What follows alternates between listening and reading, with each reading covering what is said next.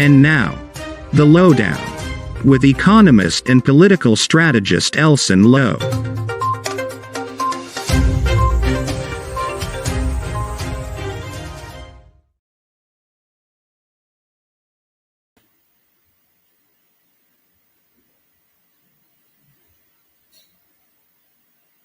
Good evening, folks, and welcome to another edition of the Lowdown. I'm your host, Elson Low. It's another Saturday night. We're a few minutes late, so apologies for that. But I can guarantee you that it'll be worth the wait. We've got a really interesting show for you guys tonight, especially if you've seen the new Batman movie or if you like that series of comics. Now, one of the things that I wanted to do this time around is to give you guys a sense of what's been going on in over the course of the week, some of the funny events. So we'll chat a bit about that. But while I have you here, if you could share the link, that'd be great. Share the link. Let's try and get as many people as possible watching. We want everyone to get a chance to have a laugh with us tonight. And of course, it's going to be fun and interesting. Here on the Lowdown, we try to, as much as possible, keep it light, have a laugh about national development, youth issues, important issues, but we want to share it in a light way so that everyone can kind of understand what's going on, but at the same time, have a good time. And as it's Saturday night, of course, that works well. Now, it's also Pagua, so I wanted to say happy Pagua or Holi to everyone out there celebrating, and I hope you guys have a really fun weekend as we wrap up this particular holiday. So yeah, share the link, folks. Share the link. Let's try and get as many people watching as possible. As I mentioned, tonight will be a Batman-themed show. We're going to be discussing. First off, we're going to be discussing the Demarano Harbour Bridge and some interesting events around the bridge. That's where a lot of the Batman metaphors will come in. We'll also be we'll have on Denroy Tudor, who is a city councilman and executive member of the GYSM, Guyana Youth and Student Movement. So he's going to come on for a quick chat with us, which should be fun. And then we're going to close off the show with some information on how you can get registered at GCOM. But also, we're going to talk a bit about resumes. Of course, we brushed on this in our last show. We brushed on resumes, but we're going to talk about that in a bit more depth. And hopefully, that will help you guys to, the young people amongst you, but also, anyone who's looking for a job, will help you to get a sense of what a good resume looks like and how you should shape your own resume to improve your chances of getting a job. It's important that everyone is able to access the opportunities that the oil and gas economy will bring.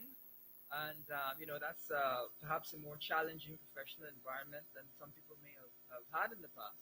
So we want everyone to have an access to understanding how to go about getting things done, like your resume. Of course, last week we spoke about networking and how you can network in order to get a job in the oil and gas sector.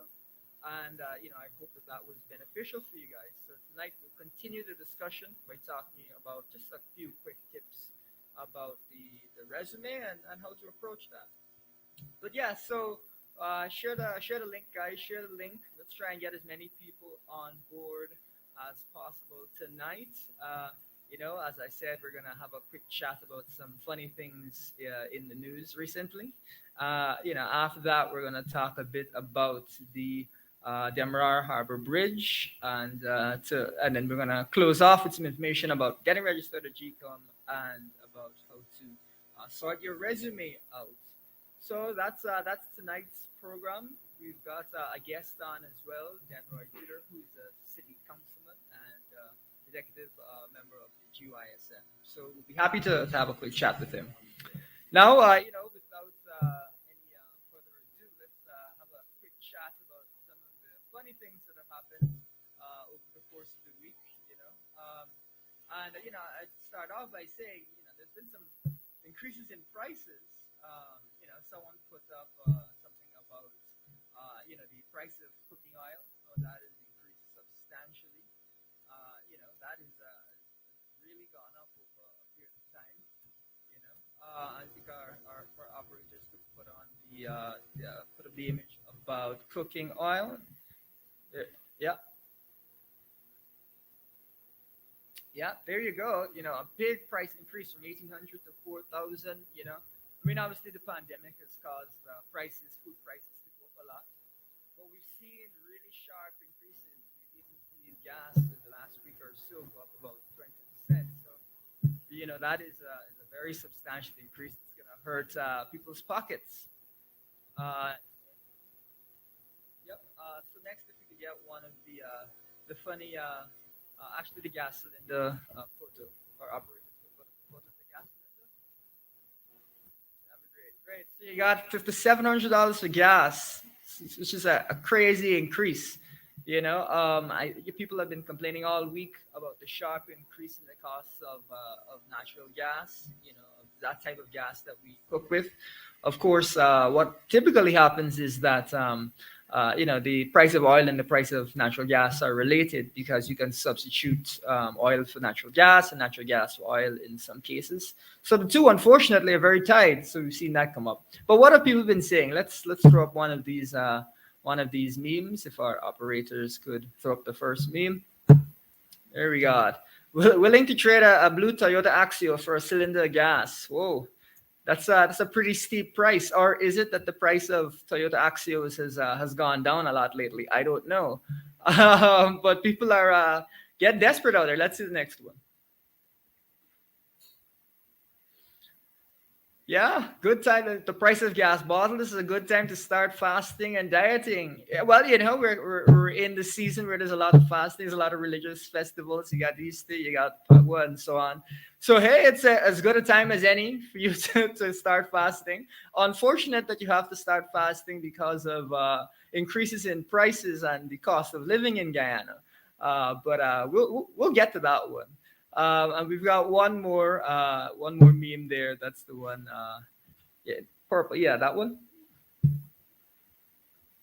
Stop calling your hubby cheap name like honey or sugar. How much is sugar?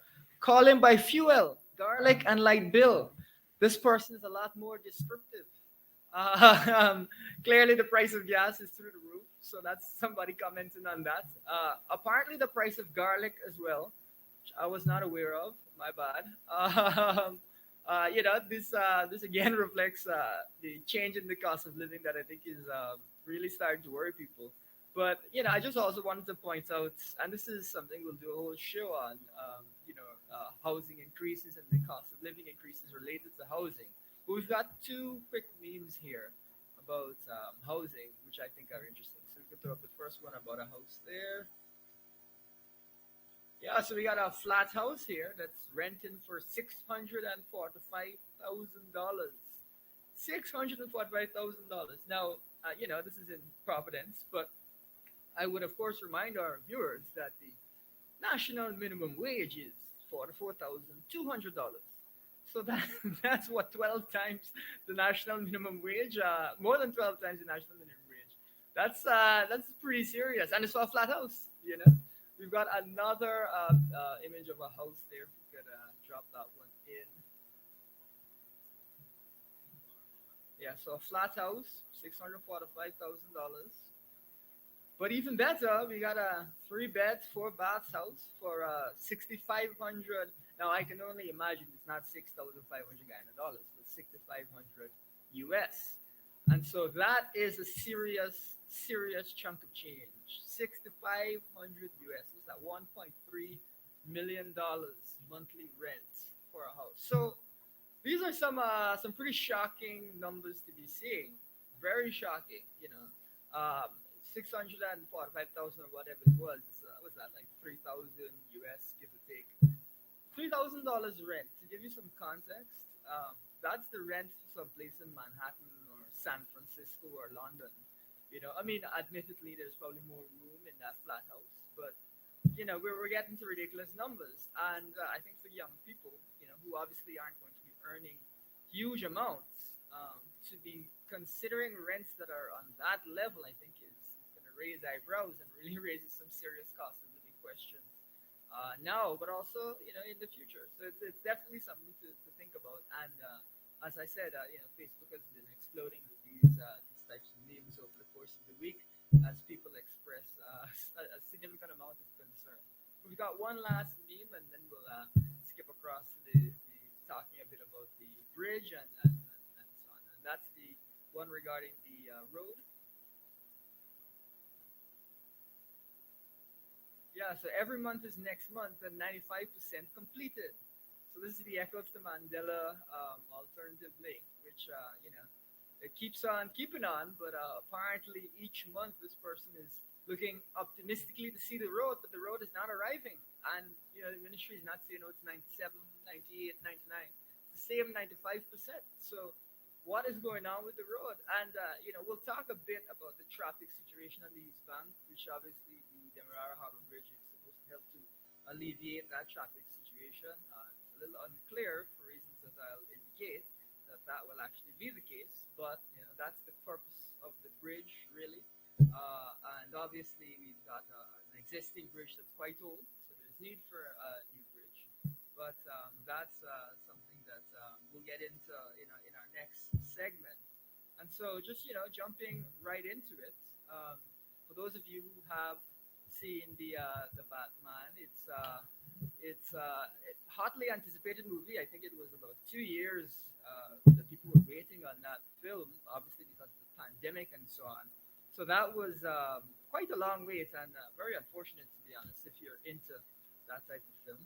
But essentially, we're going to use some metaphors from that. We're going to use some of the characters from that film to help you to understand some dynamics around, potential, procurement fraud and how procurement fraud works in the country or could work. Just theoretical things, and hopefully you'll be able to get a bit of an idea of how these things work, and you'll be entertained, in the same minute. Now, just to talk a bit about the Demerara Harbour Bridge, it's established since 1978. It's been in service throughout. It originally was supposed to have quite a short lifespan, but the lifespan is now indefinite because the bridge is modular. It can be fixed and adjusted as time goes on. So whenever there's a problem, you can just fix the bridge. So it can continue for some time, but of course, it can't really meet the needs of the society that grows, and it already carries 18,000 give or take cars every day. And of course, that is a substantial strain on any bridge, but for one that's old as that, that's already going to be a big strain. And as the country grows, it won't be able to meet that capacity. This is one of the reasons that we have such substantial traffic around the bridge area. Some people have said that going across and coming back over, you're talking about an hour and a half because of the traffic, which is again very concerning if you have to do that regularly. An hour and a half is not no time; it's a lot of time. Now, this bridge, the coalition governments had put together a feasibility study and designed a new bridge to be built from Houston to Versailles. About $170 million for that. However, as with the change in government, we saw a decision to redesign the bridge, and so that has resulted in a bit of a delay, coming on to a 2-year delay now, actually for that bridge to be built. Because it's a whole fresh design. However, it is important to take note of the cost, the real cost of pushing projects back in this country. And it's something that we don't talk enough about. If you think about time that someone spends waiting to cross the bridge, it's not productive time. They could be at work, they could be doing something else, making money. So that's time that's lost to the economy. And if the average person that crosses the bridge waits about an hour and a half a day, and we have 18,000 people crossing the bridge and so on, it works out to a delay of 2 years works out to something like 2 billion Guyana dollars of lost manpower hours of lost labor. So the actual cost of not building the bridge immediately was about 10 million US or 2 billion Guyana dollars. So very substantial cost. Just not doing something has a cost just as much as doing something might have a cost if it's not done well. And that is something we don't talk enough about in Guyana, the fact that not taking an action not building a bridge, not building a road has a cost. Delaying projects has a cost. I'd also draw our viewers' attention to the Gas to Shore project, which continues to be redesigned and is again about almost 2 years behind schedule. So that is something that we you have to keep in mind. Now, one of the reasons that it's a good time to talk about this bridge, though, apart from the Batman movie, is that there's a new contract that's due to be signed for this bridge. It's going to be financed, built, and designed by the contractor. However, the original contractor was awarded this. That contract fell apart as there was a discussion around financing costs and so on, and we couldn't come to an agreement with the contractor regarding those costs. It broke down.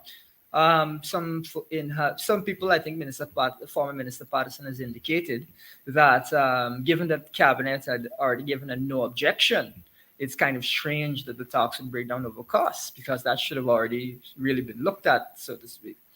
But the government is now negotiating with another contractor to build this bridge.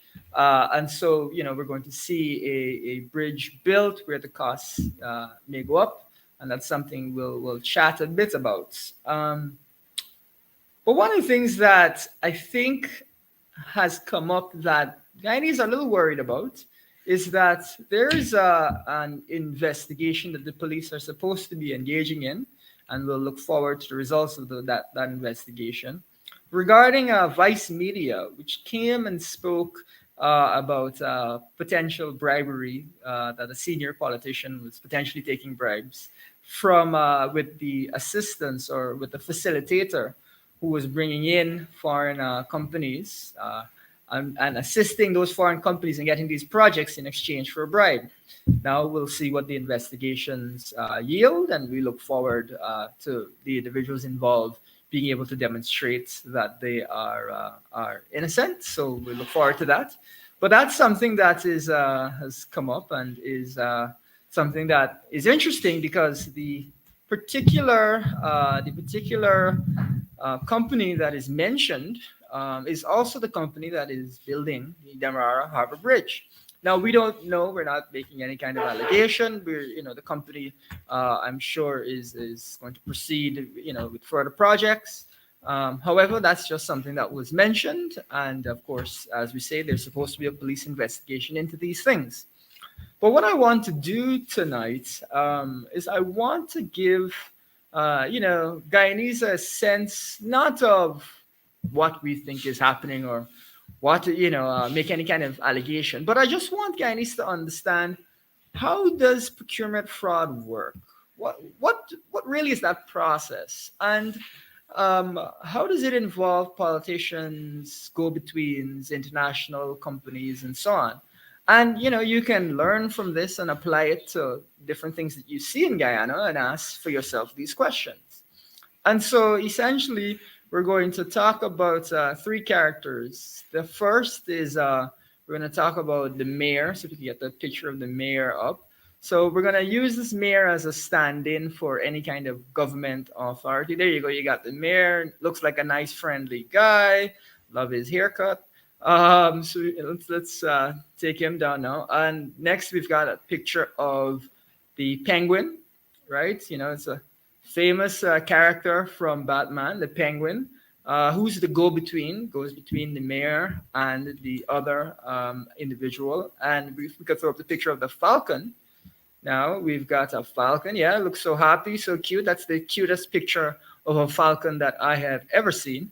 And the falcon is the person who wants to engage in whatever corrupt transaction. And so, these are three elements that you often see in procurement fraud. And so I'm just giving you a sense of the theory and how these things could work. And I'll break down some events and just giving you a sense of what could have happened, could be happening, might happen. Of course, this is all hypothetical. We don't know. And it's just a theory about how these types of structures work. So it's a bit of a lesson in general procurement fraud, but you might find it interesting. And so let's start off by saying that if you could bring up our friendly hawk. So our very friendly hawk spots an opportunity and wants to take part in it, but is aware or has a sense that the mayor will only respond if you have, if you're willing to offer a bribe, to get the business. So let's throw a picture of the mayor. We got our friendly mayor. So the friendly mayor will only allow you to get the business if you're willing to provide a bribe, right? So that's the first step. But of course, the hawk doesn't know the mayor personally, and maybe the mayor doesn't want to be seen talking with the hawk to arouse suspicions. Now, what happens is that the penguin, well, bring up the friendly penguin there. Friendly, so cute, such a cute penguin. So the penguin now is going to connect the mayor and the hawk by speaking to the mayor to get the contract details sorted out, and then by going to the hawk and telling the hawk, hey, this is going to be the amount that the project will cost. You should bid around this amount or below this amount. Now, it may not be that the project costs anything near that amount, but because the authority, the mayor, is in charge of the process, the mayor can actually set what the project cost is going to be. They themselves can decide, well, we're going to make the project cost this, even if that's not a satisfactory cost, because they're in control of the process on that end. And so let's say the bridge might actually cost 500 million US. The mayor can say, all right, we're going to put up that it only costs 250 million. And so anyone with a bid that's close to that, the lowest bid, would get in. Now the mayor communicates through the penguin to the hawk, and the hawk now will go and put in a bid for 250 or some low amount, and that is how the hawk will be able to access the bid. So the hawk is able to get the bid. Now, the other thing that is very interesting is this. Remember the actual cost, let's say in this hypothetical, the actual cost is 500 million US for the bridge, but we only bid 250. Now, what's going to happen is that over a period of time, the hawk will keep talking with the mayor through the penguin about ways to increase the cost, increase the spending. And so what will happen is that the project will take much longer than it's supposed to take, and the costs will keep going up and up. And as these costs increase, each of them be inflated so that the mayor, the hawk, and the penguin can all get a cut back, from this particular project. So the project will take a long time. The costs will keep going up, and you'll keep seeing adjustments all the time being made. And those adjustments may be to the benefit of these three characters. Now, it's up to Guyanese to decide whether this fits any narrative of any national infrastructure projects or otherwise that we see in the country, where the project takes much longer, it seems to never end, and you keep seeing costs pile up and pile up. And when you compare the project perhaps to similar projects, you notice that you're not getting anywhere near the value for the amount of money that was spent. So, Guyanese can take a second and see if this lines up with anything, in their opinion that might be that they might have seen in Guyana, and that's something to consider. Now, the reason that the Demarano Harbour Bridge raises some interesting questions, and again, we're just looking at the facts of what has happened, or getting a sense of what has happened, and helping people to themselves look at these facts. Now, we've seen a breakdown in the discussion, right? We've seen a breakdown in the discussion between the company that was originally awarded the bridge and the government. And we've seen a breakdown in discussion over the costs, over the actual costs, the financing costs, even though really cabinet has already looked at these. So there isn't really a reason that you would expect to see that kind of a breakdown in costs. So that's very interesting. But what happened with the Vice News article is that it alleged that the Vice News interview is that it raised a lot of allegations. Again, this is something the police are looking into, about whether there's some sort of a breakdown between the penguin, as you will, the go-between, and the mayor, the actual authority, and the company. And so maybe if there was a dispute, let's say that the mayor decided that he, wasn't willing to pay the full 500 million and wanted to reduce it, that would obviously cause a problem with the hawk. And that might raise a problem for the penguin, who's the go-between these two. And the penguin might get frustrated and might want to, get back at the mayor somehow. This is again, the hypothetical. This is the theory as to how procurement fraud might work. And so, that what would that situation yield? That situation would yield a breakdown between the company, right, the hawk, and the mayor, right, which is the authority, the government. And so that situation would create or cause a dispute, which might lead to another company stepping in. So this is the theory behind procurement fraud and so on. So it's a dispute around costs between groups of people that have already predetermined how they're going to benefit by inflating prices, right? So this is again an interesting development. But the other thing that you would see is that the costs of the project continue to rise. You see the costs continue to rise because ultimately, each individual that's involved, each group that's involved has to get paid. So that's something that would concern you. So in the case of an actual act of procurement fraud, you would see these costs start to go up and go up. Maybe not as high as with the original hawk, but still go up and go up. So, again, we don't know that there's procurement fraud. We have no idea whether there will be procurement fraud. And of course, all citizens will keep scrutinizing things. But in our hypothetical situation with our penguin, our mayor, and our hawk, what you would see is costs go up. So Guyanese should keep an eye out for that. And of course, one of the things that I think you should keep asking questions about is we've now heard that the $256 million bridge, that bridge is actually going to cost a bit more than $256 million.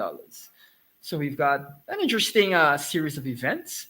And, again, we'll see how things go. I look forward for the public scrutiny of the bridge project, but it is quite interesting. And I am very much looking forward to seeing the bridge completed on time and for the same 256 million that it was originally supposed to cost.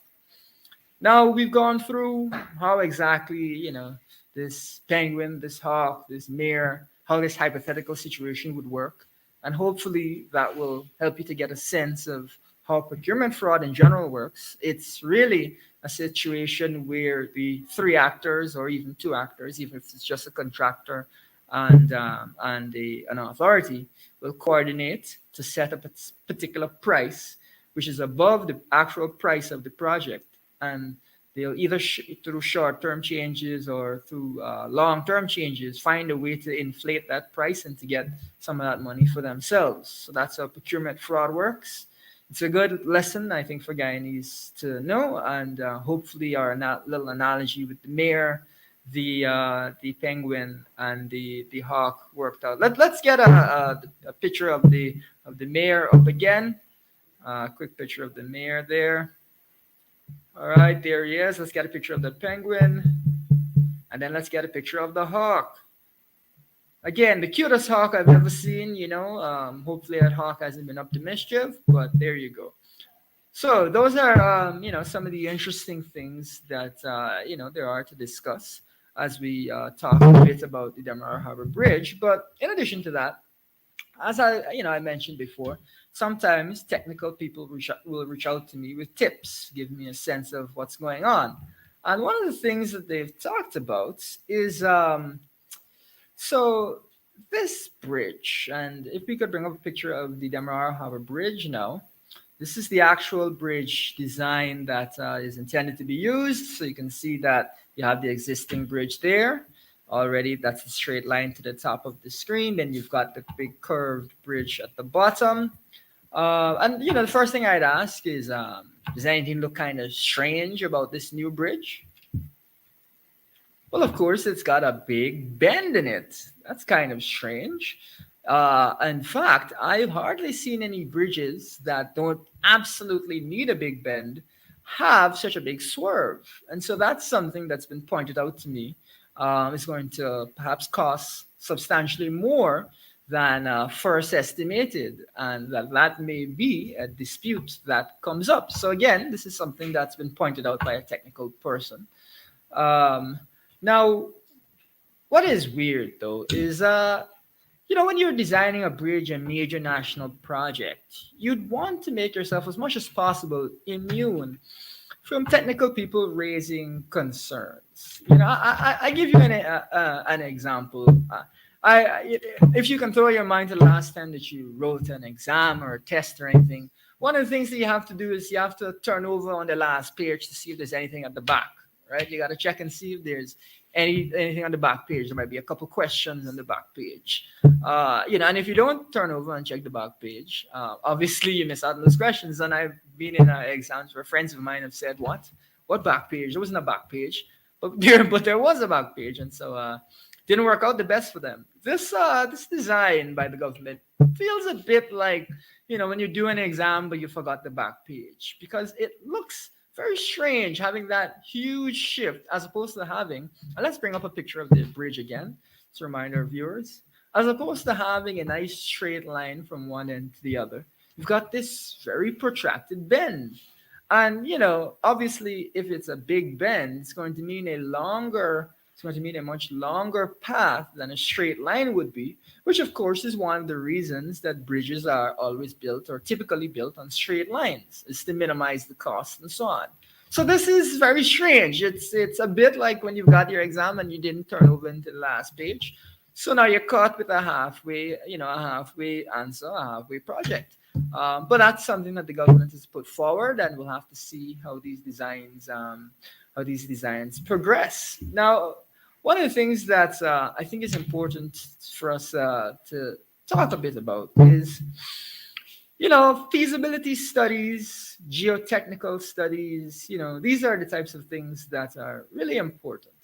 And again, technical people have reached out to me to say that they're not seeing the types of feasibility and geotechnical surveys that you should see, studies that you should see, to really look at this bridge. And in fact, there's again a wing that there's a proposal that the government is aware of, that there should have been a bridge at Diamond, which is further down, which would only have been 700 meters wide, because Diamond, of course, that area is much narrower.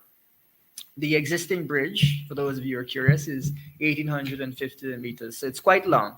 So we could have had a much shorter bridge, and obviously a much shorter bridge is likely to cost much less. So, again, when you don't have studies presented to the public, when you don't have that kind of public discourse, this can raise these types of questions. Now, what is something that I think is not fully understood is this traffic issue. And of course, if we could get a picture of the bridge up again, we take a quick look at the traffic there. The bridge is supposed to fly over the East Bank Road area, land in Nandi Park, and connect to another road. Now, of course, they've got to establish that entire connection, which is a whole other road that has to be built there, and that's going to be extensive work as well. But if you could get the picture of the shore bases up, I want Guyanese to take a quick look at something which is interesting. It's the picture of the river with the shore bases. If we could throw that one up. Actually, the picture with the shore bases, not quite that one. There's some X's on that particular picture. There we go. Thank you. So the X's are where we anticipate that there will be shore bases in the future. This is rough, but we're supposed to have several, perhaps as many as 6 shore bases to serve the oil and gas industry right in the Demararo River. We're supposed to have about 6 of these. Now, the interesting thing about that is that shore bases employ a lot of people, right? Thousands of people. In Norway, there's like 250,000 people that are involved in the oil and gas industry.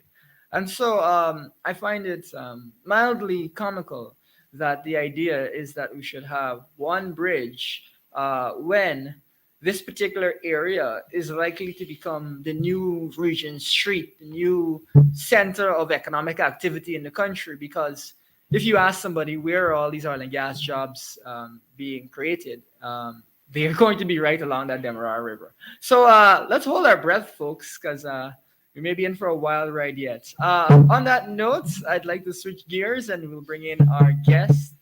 Oh, actually, we're having some technical difficulty there. So we'll see if we can get him back on the line. But in any case, that's the tail of the tape as far as the Demerara Harbor Bridge is concerned. We've got some interesting questions to be answered. We're gonna wait to see how the bridge progresses. But there's some, I think, reasonable concerns. Now, apart from that, we've got some information coming out of GCOM. So if we could get up the GCOM slide there, and that essentially, it's important for Guyanese to be aware of the registration process that is taking place right now. And so, if viewers, you can read that and get a sense of it. But essentially, any Guyanese or under a certain age should be registered.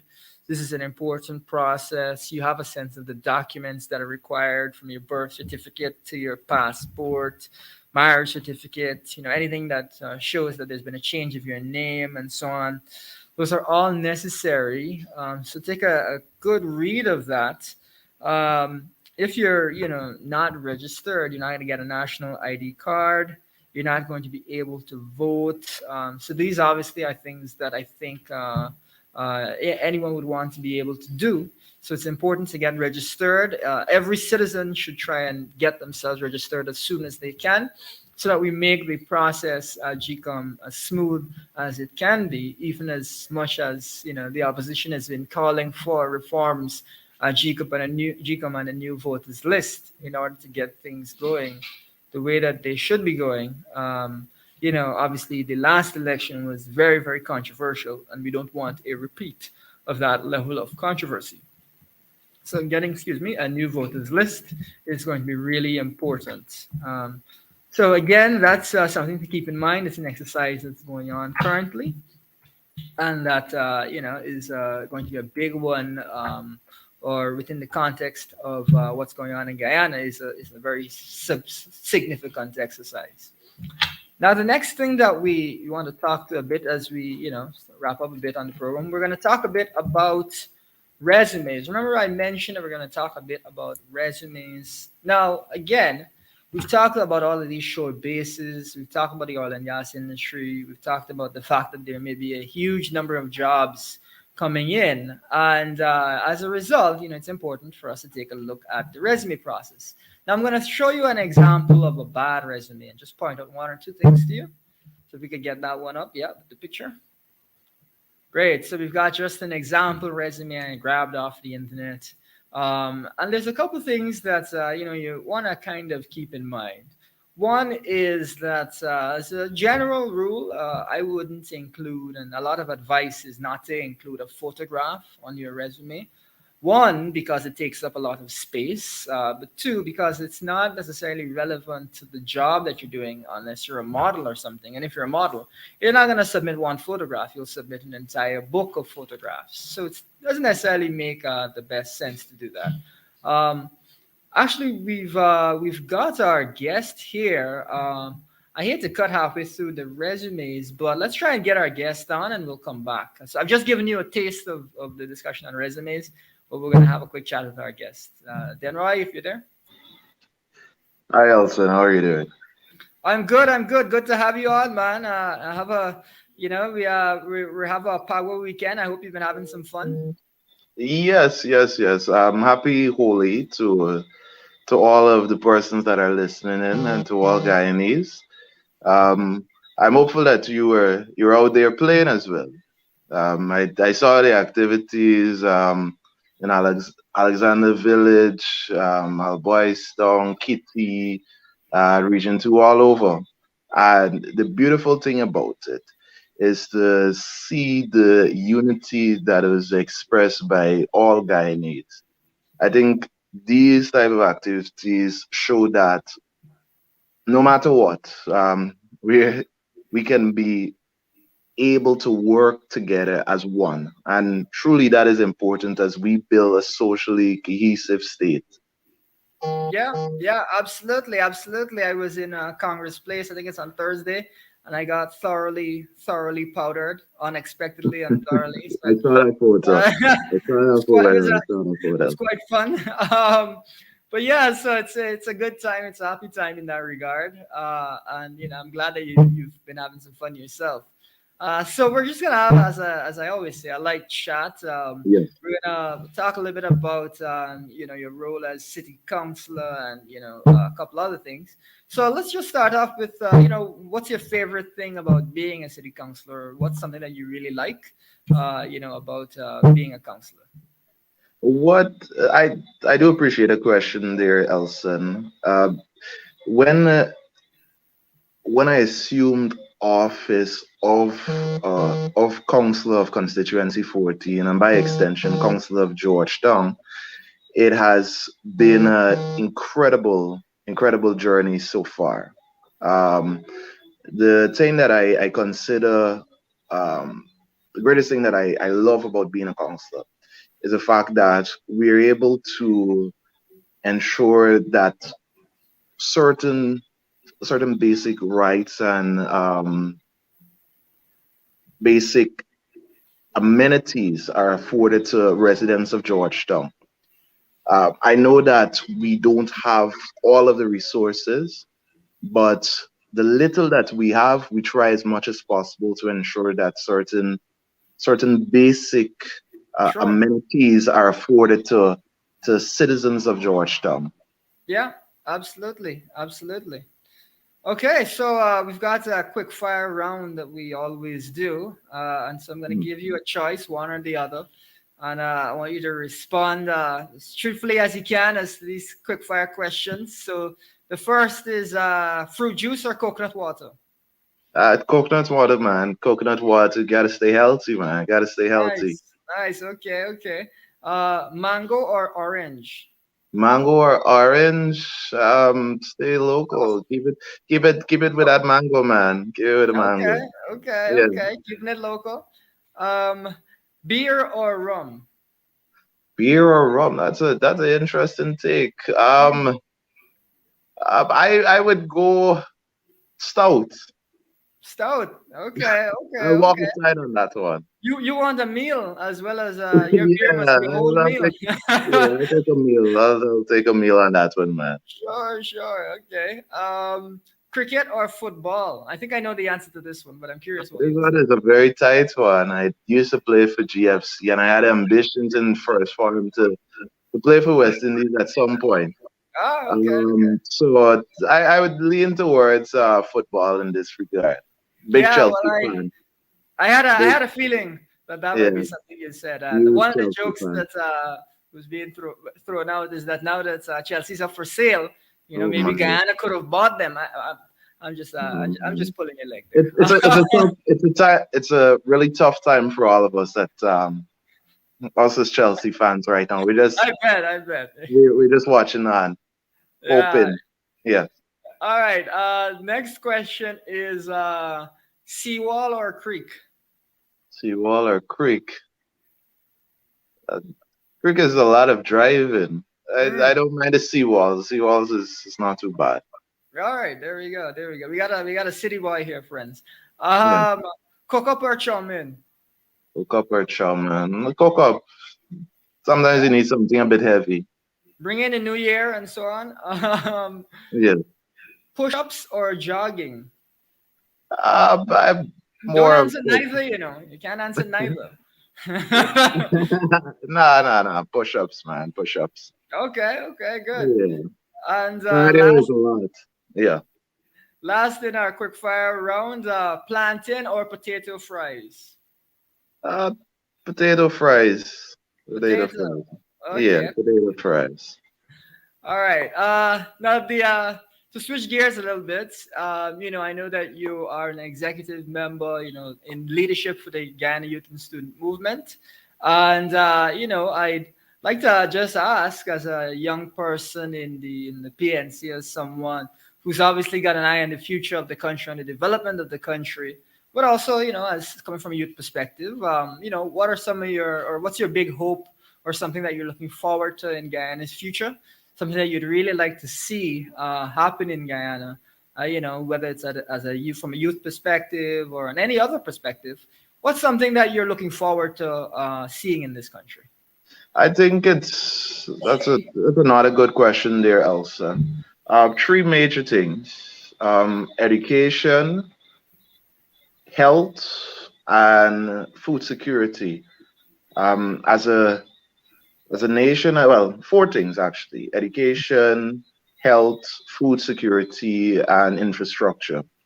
I think Sure. as a nation that is developing, I think those are the four major things that we should be looking at for another 15 to 20 years at least. Sure. I believe if we look at strengthen strengthen our education sector, will definitely ensure that the skills or the prowess that a lot of our young people have, it'll be better than the ones that went before us, obviously, so that the exertion that they would have utilized will be less. Progress, progress. So so we have education, we have health. Um, I do believe that we need to take a better and direct focus as to how we deal with health as Guyanese. For me, I think we're not truly health conscious, and this is not a COVID-19 bash or anything of the sort. Um, Guyanese in general, we're not prone to visit a hospital or any health facility unless we are in dire need of it. I would have seen that firsthand in my last portfolio. Ah, yes, I Mm, see. yeah, Sorry to so hear that. Sorry to hear that people are waiting until the last minute to get treatment. yeah. You know? But I believe if we as Guyanese, even us as young Guyanese, if we can take every single year, it may seem a bit tough in terms of the financial resources. And I do believe this is where government can step in to ensure that a medical can be offered for persons, a free medical to check everything, all the vitals and so forth. Yeah, yeah, For individuals, I think this would be beneficial. Um, yeah. Well, we like to talk about solutions on this show, and that sounds like a solution right there. Funding medical for everyone once a year. That sounds good to me. yes, so as to ensure that you have a healthy state, um, you look at ensuring that young people, they're a bit more um, aware of these chronic diseases. I remember, I think it was last year, a popular youngster. He was only about 30 or so. He would have died from a heart attack, and it's quite troubling for Yeah, definitely. to hear about. And it's several youngsters that I know personally that would have died within the last year, outside of COVID-19 and the rampage that it would have caused, not only in Guyana, but internationally, that would have died from these type of chronic diseases. So if I believe if we strengthen that in terms of strengthening our health institutions, ensuring that persons that are suffering from kidney diseases have access to regular um, checkups, everything in that regard, I think it will be beneficial. Then we look at in terms of infrastructure. I know I skipped one. I'll come back to that. In terms of ensuring that the facilities that we have throughout Guyana, they are modernized. And I don't believe that I have no issue in terms of modernizing facilities. My concern as a nation is that I do believe that we need to develop our style as we go. I know it may be difficult considering that we've had such a mixed past. Um, Colonial rule does that to you. Yeah, But yeah, sure. yeah, but I do believe that as we continue to progress as a nation, there's certain facets and tenets that we have to continue to reestablish so that when nations, whether regionally or internationally, look at us, they can be able to say, okay, this is, yes, this may have some influences from the British or the French or the Spanish, but this is a Guyanese design. And even more and more, I'm happy that I'm hearing a lot of our Guyanese architects being involved in a lot of these major projects that I'm hearing about. Sure, sure. So I know there was one more. We said education, we looked at health, and there was You said infrastructure. infrastructure, education, Mm, health infrastructure, there was one more that I had in mind. I'll probably remember it as I'm on this program. But food security. um, That's the other one. food security, yes.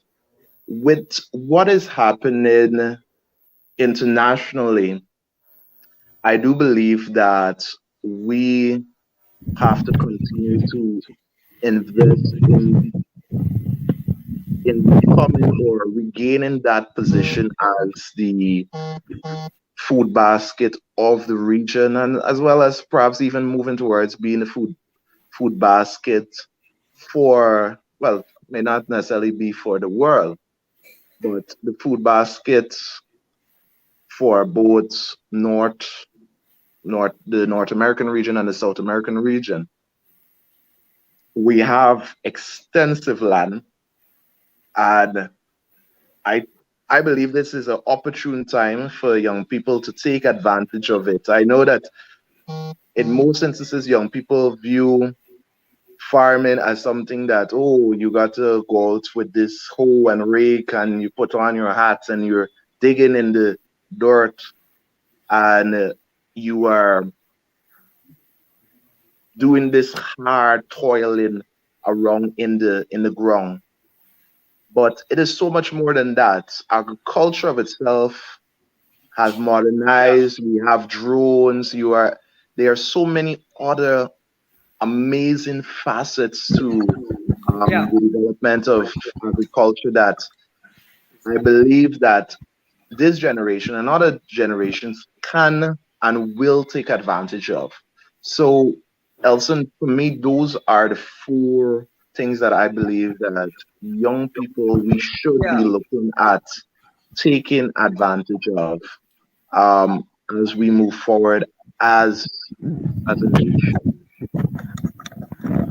Great, great. So thanks so much for that.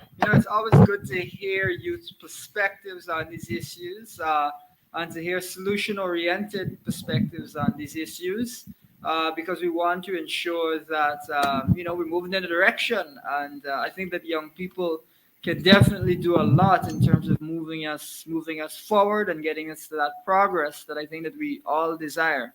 So thanks very much for coming on. A No few of your problem, Elson. secrets have been revealed, like seawall versus creek. Uh, and have a fun rest of the weekend. It's always good catching up. You too, bro. Have a good one. All right. Great. So that's city councillor and executive member of the GYSM, Dan Roy Tudor, just giving us a few minutes of his time as the show progresses. Now we're just gonna tie things back off with the resume that we were looking at, just to kind of make sure that we help folks that are tuned in haven't their eye on getting a job in this new economy. So as I mentioned, often a picture is not necessary, and it takes up a lot of space. Space on your resume, in terms of real estate, in terms of space where you can actually put words, is so vital on a resume. So you can't afford to give away any space without it being used perfectly. So if we could remove that and put up the other example of a resume. All right, so we've got another resume here. This one doesn't have a photograph. It actually has lots of words. There's a lot of detail in there, and that, as a result, is something which conveys a lot of information that is useful towards getting a job.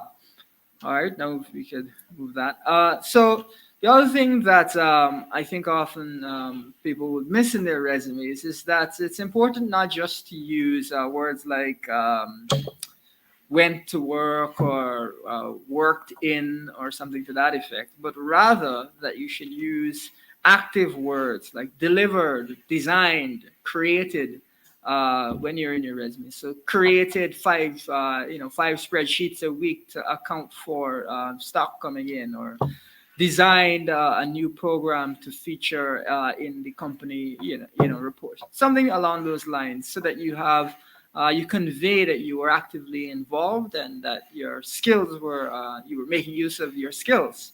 The other thing, of course, that talking about skills is so important is what you're trying to do on your resume is to convey that you have certain talents, abilities, skills, capabilities that will be valuable to your employer. That's what you're trying to do. You're trying to convey that you have things which will be valuable to your employer. So that's really what you want to do. That's kind of your goal.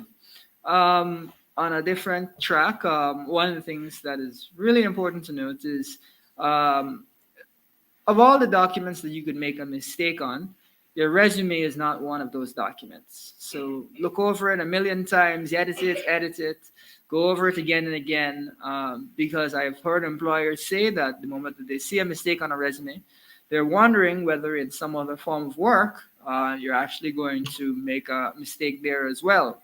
So try to avoid as much as possible a mistake on your resume of all documents. You should keep your resume relatively short. It should be no more than 1 page. Unfortunately, a lot of people don't read past the first page, so keep it short and sweet in that regard. It's got to be short and sweet. And one thing that people sometimes maybe don't do is, for every different type of job, you may be applying to different companies, different types of roles, you should adjust your resume to reflect the experiences you've had that are most relevant to that particular job.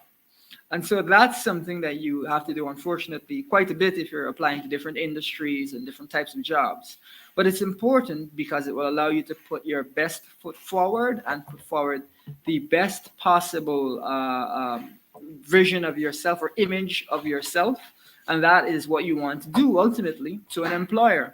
So that's a bit of information on resumes. We'll continue the discussion on how to get a job in the oil and gas industry and how to get your business active in that industry, and a couple of other areas that are tied to that I think young people might be interested in. So, that brings us to the end of our show here. We're very thankful that you tuned in. For those of you that stayed with us to the end, we're very thankful again. And hopefully you learned some interesting things tonight. You learned a bit about how procurement fraud works. You learned a bit about resumes. You got to chat with a friendly city councilor. And, as we go into the next week, keep an eye out for clips from the show. Keep an eye out for promotional materials. And most of all, thank you guys for tuning in.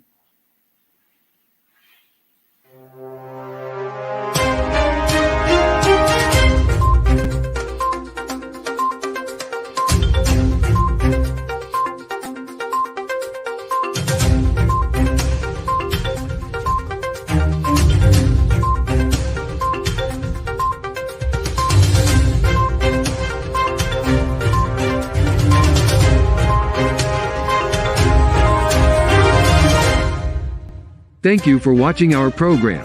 See you right back here, same place, same time. And remember, hold the line of battle, comrades. Our victory is sure.